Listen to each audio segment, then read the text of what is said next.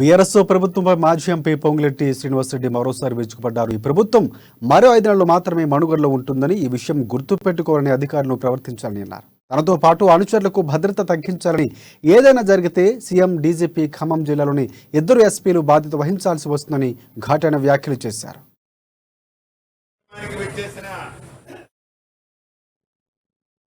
ఏకలపల్లిలో ZP chairman quorum కనకయ్యతో కలిసి camp ఆఫీసును Ponguleti ప్రారంభించారు. ఏ పార్టీలో మనం చేరుతామో ఆ పార్టీ అధికారంలోకి రానుందంటూ సంచలన వ్యాఖ్యలు చేశారాయన. ప్రభుత్వం తమ పార్టీ కండువాను కప్పుకున్న రైతుల అకౌంట్లోనే డబ్బులు వేస్తుందని, 9 ఏళ్లు తెలంగాణ పేరును పార్టీలో నిలపలేని ఘన చరిత్ర కేసీఆర్ దంటూ పొంగులెట్టి వ్యంగ్యంగా మాట్లాడారు. 4 రెట్లు మీరు శిక్షకి అనుభవించాల్సి ఉంటుంది.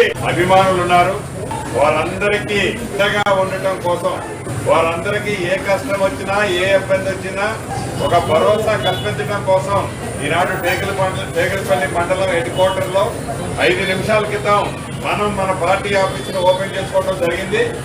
ఈ కార్యక్రమానికి విచ్చేసిన నా కుటుంబ సభ్యులందరూ, ఆడబిడ్డలకి, అన్నదమ్ములందరికీ మనస్ఫూర్తిగా హృదయపూర్వక నమస్కారం. అయితే ఈనాడు అధికారంలో ఉన్న బీఆర్ఎస్ పార్టీ గోండా నాయకులు, అరాచకం సృష్టిస్తున్న ప్రజాప్రతినిధులు, ఎవరైతే వారి అడుగులకి మడుగులు వస్తున్న పోలీసు వ్యవస్థ, ఈ వేదిక మీద నుంచి చెప్తున్నా, మీ అబ్బా సొత్తు కాదు, రాజ్యం ఎప్పుడూ మీ దగ్గరే ఉండదు.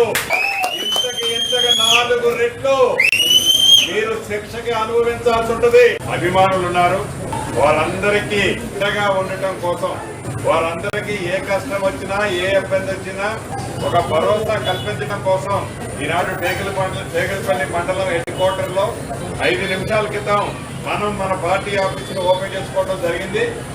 ఈ కార్యక్రమానికి విచ్చేసిన